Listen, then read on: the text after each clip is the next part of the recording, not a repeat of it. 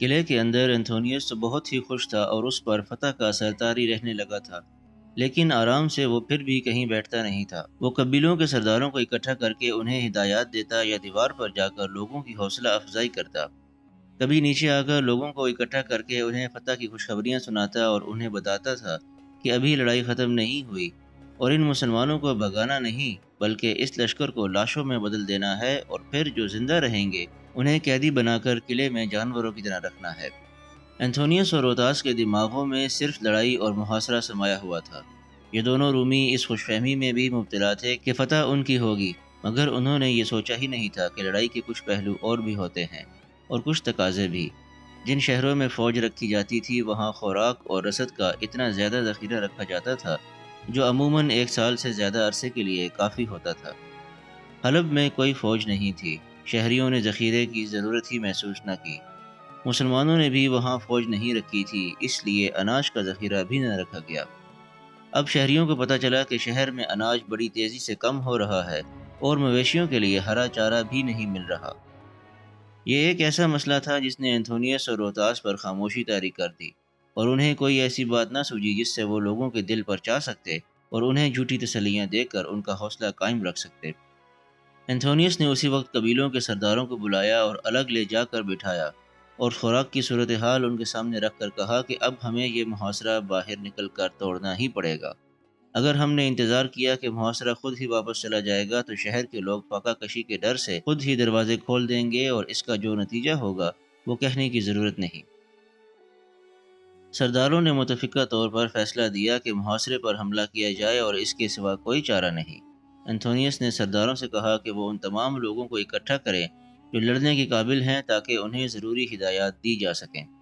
خالد بن ولید رضی اللہ تعالیٰ عنہ دشمن کی نفسیات کے ساتھ کھیلنے کی کوشش میں تھے۔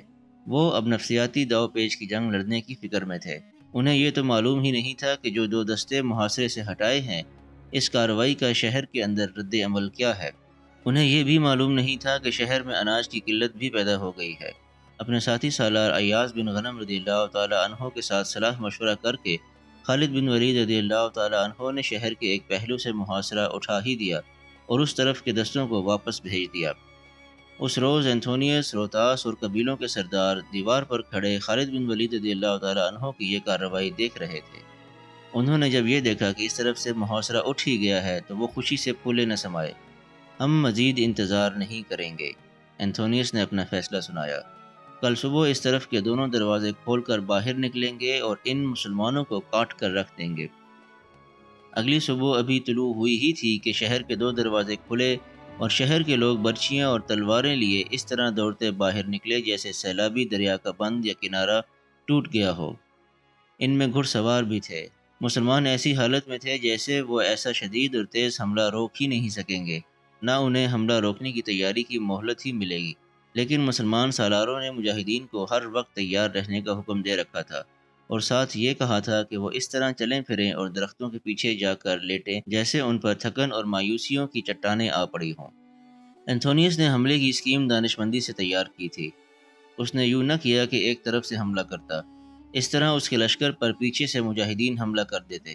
اس نے شہریوں کو بتا دیا تھا کہ دروازے سے نکلتے ہی 2 حصوں میں بٹ جائیں اور حملہ دائیں اور بائیں کریں تاکہ ان کے عقب محفوظ رہیں۔ ایک حصے کا کمانڈر اینتھونیوس خود تھا اور دوسرے حصے کی کمانڈ روتاس کے پاس تھی۔ یوکلس روتاس کے ساتھ تھا۔ بظاہر ڈھیلے ڈھالے اور تھکے تھکے سے مجاہدین جب اٹھے اور مقابلے پر آئے تو حملہ آوروں نے یقیناً محسوس کیا ہوگا کہ وہ بڑی سخت چٹانوں سے جا ٹکرائے ہیں۔ مجاہدین نے بہادری سے اس اچانک حملے کا مقابلہ کیا۔ خالد بن ولید رضی اللہ تعالیٰ عنہ کی دوسری اسکیم یہ تھی کہ کبھی بھی اندر سے حملہ آ جائے تو حملہ آوروں کے پیچھے سے کھلے دروازے میں داخل ہونے کی کوشش کی جائے، لیکن یہ اسکیم کامیاب نہ ہو سکی کیونکہ اینتھونیوس نے اپنے لشکر کو 2 حصوں میں تقسیم کر کے دائیں بائیں کو کر دیا تھا۔ گھمسان کی لڑائی میں اینتھونیوس اور روتاس نے اپنے لشکر کو ایک تربیت یافتہ فوج کی طرح لڑانے کی کوشش کی، لیکن وہ فوج تو نہیں تھی، وہ لڑنے والوں کا ہجوم تھا جو ایک ہی بات سمجھتا تھا کہ مسلمانوں کو قتل کرنا ہے۔ ہوا یہ کہ قبائلی خود ہی قتل ہونے لگے۔ مجاہدین کی اکثریت گھڑ سوار تھی۔ اینتھونیوس جان گیا کہ مسلمان دروازوں کی طرف آنا چاہتے ہیں، لیکن اس نے یہ بھی دیکھ لیا کہ اس کا لشکر مسلمانوں کو روک نہیں سکے گا۔ اس صورتحال پر اس نے اس طرح قابو پایا کہ اپنے لشکر کو واپس شہر میں آ جانے کا حکم دیا۔ اس کا حکم چل نہیں رہا تھا۔ اس نے سرداروں سے کہا کہ اپنے اپنے آدمیوں کو واپس شہر میں دھکیلو۔ یہ سرداروں کا ہی کام تھا کہ وہ اپنے آدمیوں کو لڑائی میں سے نکالنے اور واپس شہر میں لانے میں کامیاب ہو گئے۔ مجاہدین نے ان کا تعاقب کیا۔ انہیں امید تھی کہ وہ حملہ آوروں کے پیچھے پیچھے شہر میں داخل ہو جائیں گے، لیکن دروازے بند ہو گئے۔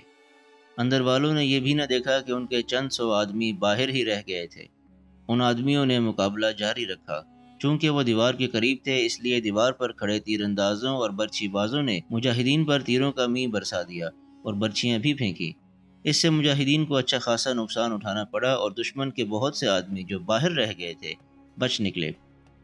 ان کے لیے دروازہ کھلا اور وہ اندر چلے گئے۔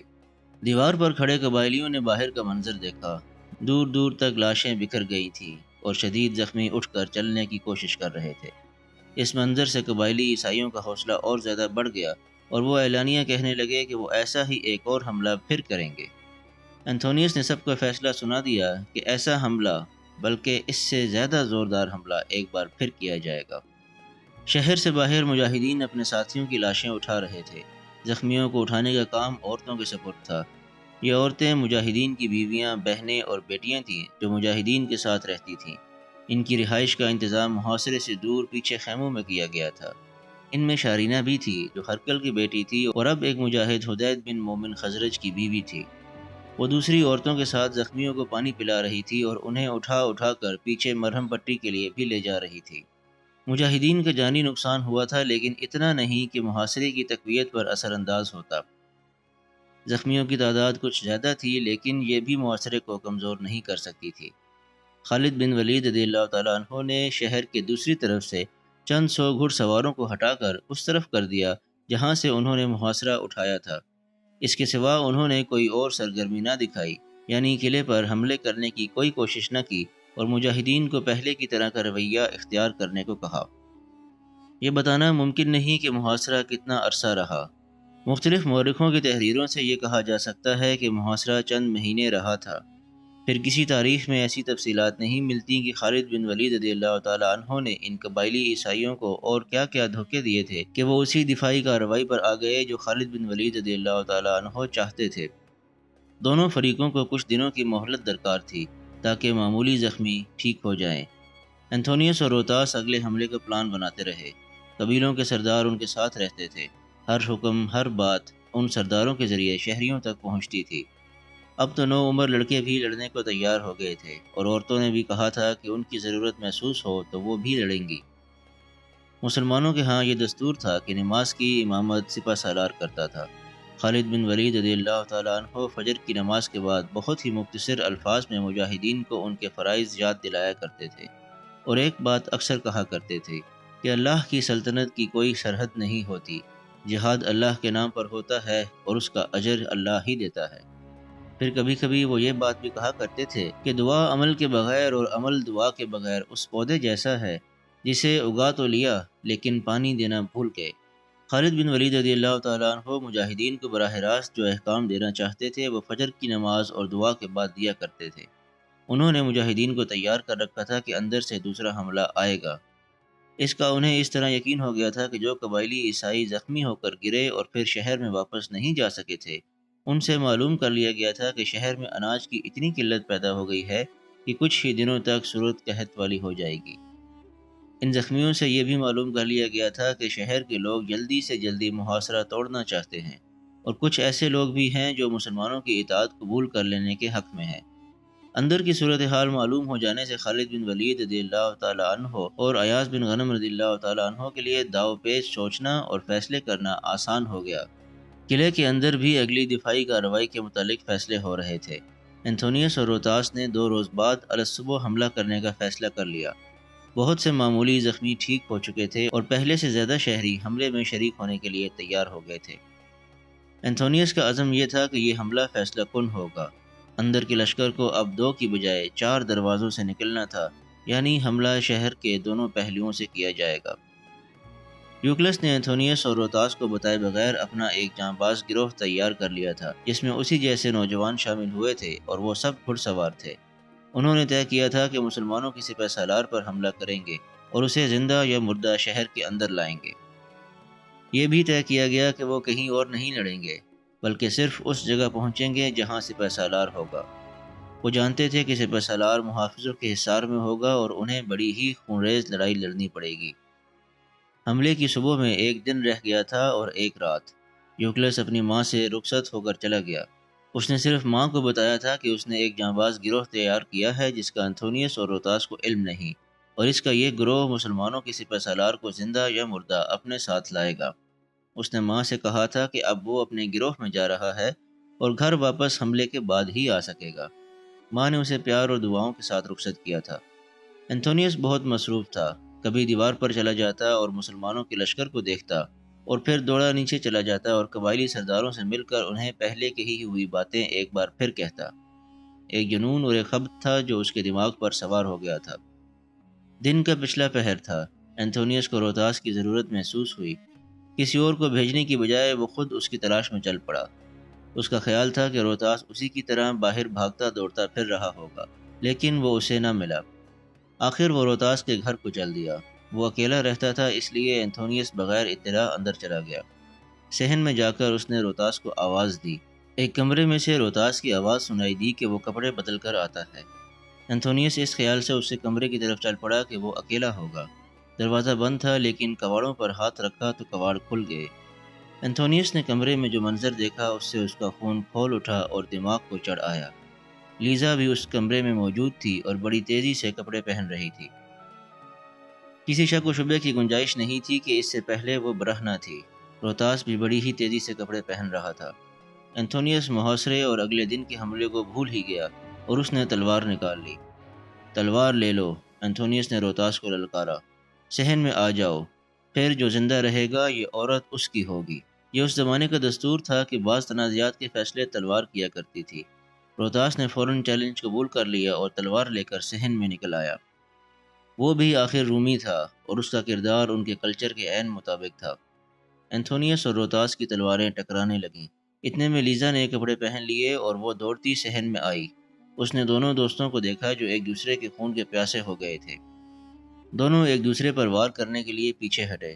دونوں کے یہ پینترے ایسے تھے جیسے دونوں کو یہ یقین تھا کہ وہ دشمن کو مار لیں گے۔ وہ تلواریں برچھی کی طرح سیدھی کر کے ایک دوسرے کو مارنے آگے بڑھے تو لیزا دوڑ کر ان کے درمیان آ گئی اور انہیں رک جانے کو کہا، لیکن دونوں بڑی تیزی سے آگے بڑھے تھے اور فاصلہ کچھ تھا ہی نہیں، اس لیے وہ رک نہ سکے، اور ہوا یہ کہ ایک کی تلوار برچھی کی طرح لیزا کی پیٹھ میں اتر گئی اور دوسرے کی تلوار لیزا کے پیٹ کے دور اندر چلی گئی۔ دونوں نے تلواریں کھینچ لی، لیکن وار اتنے بھرپور تھے کہ لیزا زندہ رہ سکتی ہی نہیں تھی۔ وہ گری اور ایک پہلو کی طرف لڑک گئی۔ دونوں نے اسے دیکھا، پھر ایک دوسرے کی طرف دیکھا۔ انتھونیوس پیچھے ہٹا جیسے وہ روتاس پر ایک اور حملہ کرے گا۔ ٹھہر جاؤ انتھونیوس، روتاس نے اپنی تلوار بڑی زور سے صحن میں پھینکی۔ تلوار کچے صحن میں اتر کر وہیں کھڑی رہی اور ہلتی رہی۔ روتاس نے کہا، ہم دونوں ایک عورت کے پیچھے اپنی حیثیت بھول بیٹھے ہیں۔ کیا ہم نے یسوع مسیح کی سلطنت قائم کرنے کا عزم نہیں کیا تھا؟ اگر مجھے قتل کرنا چاہتے ہو تو کر دو، لیکن اپنے عزم کو نہ بھولنا۔ یہ جو مر گئی ہے ایک بدکار عورت تھی۔ ہمیں ایک ایسی عورت کی خاطر ایک دوسرے کا دشمن نہیں ہونا چاہیے۔ انتھونیوس نے بھی تلوار نیام میں ڈال لی اور روتاس کی تلوار صحن سے اکھاڑ کر اس کے ہاتھ میں دے دی اور اسے باہر چلنے کو کہا۔ باہر نکل کر انتھونیوس نے روتاس سے کہا کہ جو ہوا ہے وہ دل سے اتار دے اور بھول جائے۔ ہمیں فتح حاصل ہو جائے، عورتوں کی کمی نہیں۔ یوکلس اپنے جانباز گروہ میں چلا گیا تھا۔ وہ ماں کو کہہ گیا تھا کہ حملے کے بعد ہی واپس آ سکے گا۔ اسے بتانے والا کوئی نہ تھا کہ اس کی ماں روتاس سے گھر میں مری پڑی ہے۔ انتھونیوس اور روتاس یوں آپس میں پہلے کی طرح شیر و شکر ہو گئے جیسے کچھ ہوا ہی نہیں تھا۔ صبح کا اجالا ابھی دھندلا تھا جب شہر کے 2 دروازے ایک پہلو سے اور دوسرے 2 دروازے دوسرے پہلو سے کھلے اور اندر سے لشکر بڑی ہی تیزی سے ان چاروں دروازوں سے نکلنے لگا۔ ادھر 5واں دروازہ کھلا اور یوکلس اپنے تقریباً 100 جانبازوں کے ساتھ شہر سے نکلا۔ یہ دروازہ اسی نے کھلوایا تھا۔ انتھونیوس نے صرف 4 دروازے کھولنے کا حکم دیا تھا اور یہ بھی کہا تھا کہ حملے کے دوران دروازے کھلے رکھے جائیں۔ اب کے لشکر کے لڑنے کا انداز کچھ اور تھا۔ دائیں بائیں حملے کرنے کی بجائے سیدھے حملے کیے گئے۔ مسلمان حملہ روکنے کے لیے تیار ہو گئے اور تصادم ہوا۔ مجاہدین کے لڑنے کا انداز یہ تھا کہ وہ مقابلہ تو کر رہے تھے لیکن دباؤ ڈالنے کی بجائے پیچھے ہٹتے جا رہے تھے۔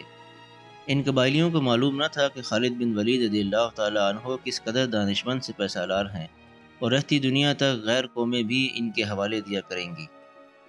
مجاہدین کا اس طرح آہستہ آہستہ پیچھے ہٹنا کہ دشمن کو یہ دھوکہ ہو کہ یہ ابھی بھاگ نکلیں گے، مسلمانوں کی ایک خاص جنگی چال تھی جس سے انہوں نے بڑی بڑی جنگی طاقتوں کو شکست دی تھی۔ انتھونیوس اور روتاس بھی اسی دھوکے میں آ گئے اور محسوس ہی نہ کر سکے کہ ان کے لشکر قلعے سے خاصی دور نکل آئے ہیں، جہاں سے ان کے لیے واپسی محال ہو جائے گی۔ جب دونوں طرف کے قبائلی لشکر مسلمانوں سے لڑتے لڑتے شہر سے بہت دور نکل گئے تو شہر کے ساتھ والی ٹیکریوں اور پہاڑی میں سے گھڑ سوار مجاہدین کا ایک سیلاب نکلا۔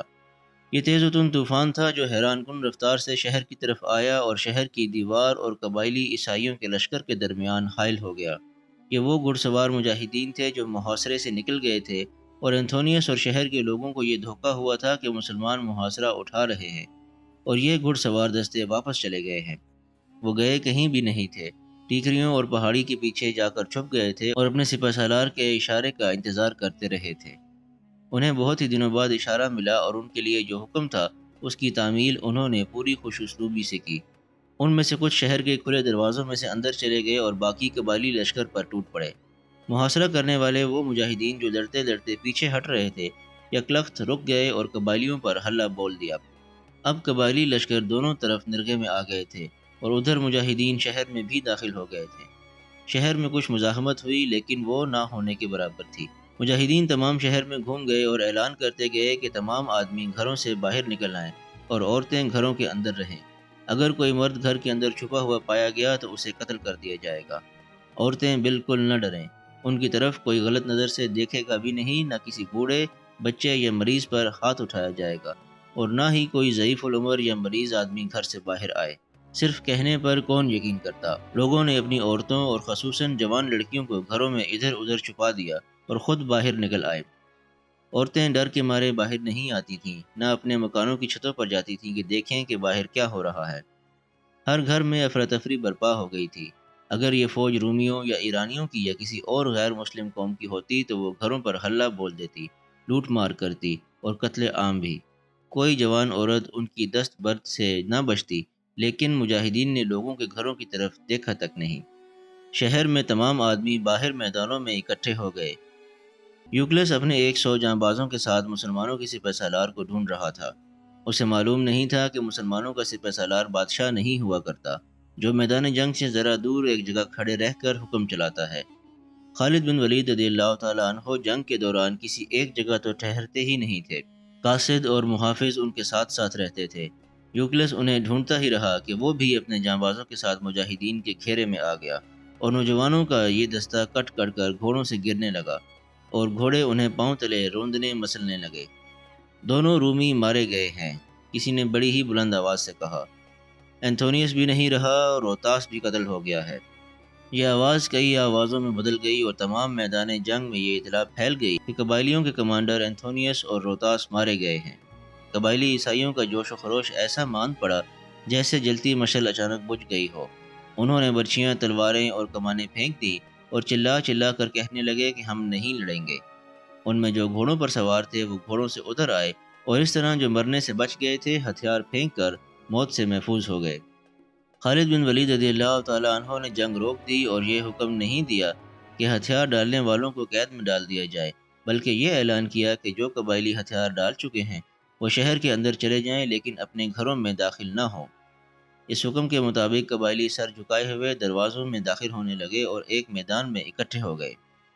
کچھ دیر بعد خالد بن ولید رضی اللہ تعالیٰ عنہ اور سالار ایاس بن غنم رضی اللہ تعالیٰ عنہ شہر کے صدر دروازے سے فاتحین کی حیثیت سے شہر میں داخل ہوئے۔ یہ شام کا آخری قلعہ تھا، وہ بھی فتح ہو گیا اور شام کی فتح پر مسلمانوں کی مہر ثبت ہو گئی۔ خالد بن ولید رضی اللہ تعالیٰ عنہ اس جگہ گئے جہاں شہر کے لوگوں کو اکٹھا کیا گیا تھا۔ ہتھیار ڈالنے والوں کو بھی وہیں لے گئے اور خالد بن ولید رضی اللہ تعالیٰ عنہ نے ان سے مختصر سا خطاب کیا۔ الجزیرہ کے لوگوں، خالد بن ولید رضی اللہ تعالیٰ عنہ نے کہا، ہم نے یہ شہر لڑ کر لیا ہے اور تم نے ہمیں جانی نقصان پہنچایا ہے۔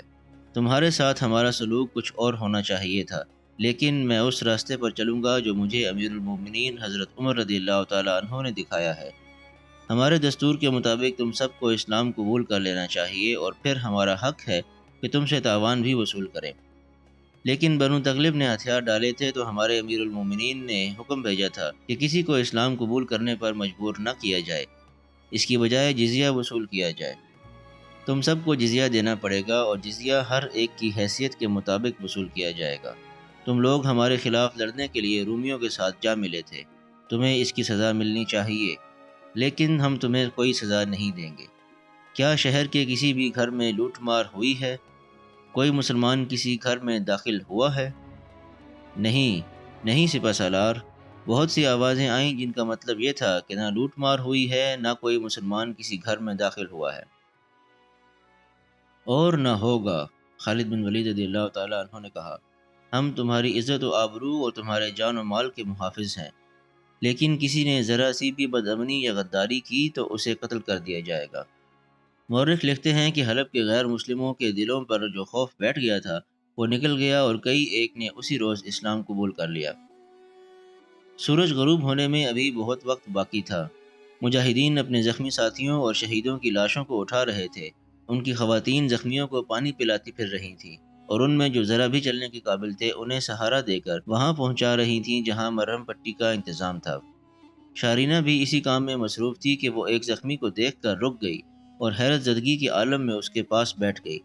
یہ ایک نوجوان زخمی تھا جس کے چہرے اور سر پر تو کوئی زخم نہ تھا، لیکن اس کے تمام کپڑے لال سرخ ہو گئے تھے اور خون ابل ابل کر نکل رہا تھا۔ تم یوکلس تو نہیں ہو سکتے، شارینہ نے کہا۔ شاہ ہرکل کے بیٹے کا یہاں کیا کام؟ میں خواب تو نہیں دیکھ رہی؟ میں یوکلس ہی ہوں شارینہ، زخموں سے نڈھال یوکلس نے کہا۔ میں تمہیں دیکھ کر حیران ہو رہا ہوں، تم یہاں کیسے؟ یوکلس سے اچھی طرح بولا بھی نہیں جا رہا تھا، وہ بولتا تھا تو اس کی آواز ڈوبنے لگتی تھی۔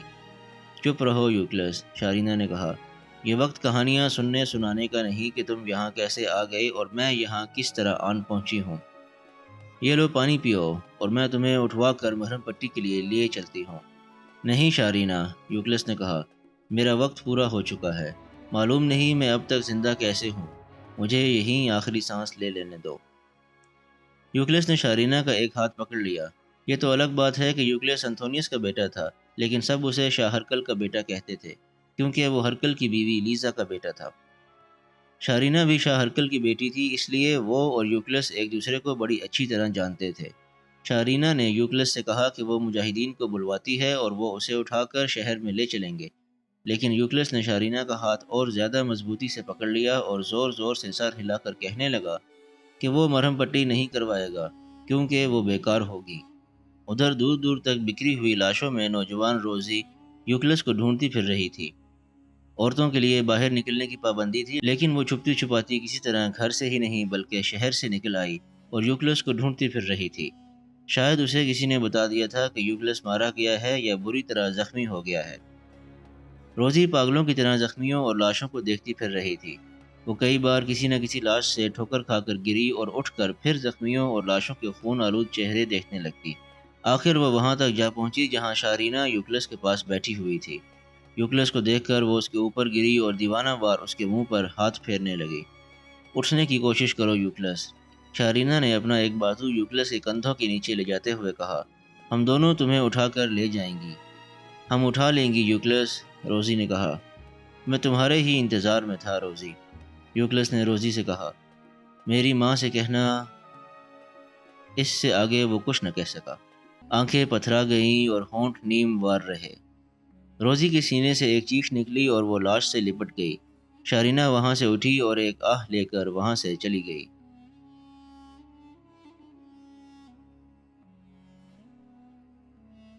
اگر آپ کو ویڈیو پسند آئی ہو تو اس کو لائک اور شیئر کیجیے، چینل کو سبسکرائب کر لیجیے اور بیل آئیکن کو بھی پریس کر دیجیے تاکہ آئندہ آنے والی تمام ویڈیوز آپ کو باقاعدگی سے ملتی رہیں۔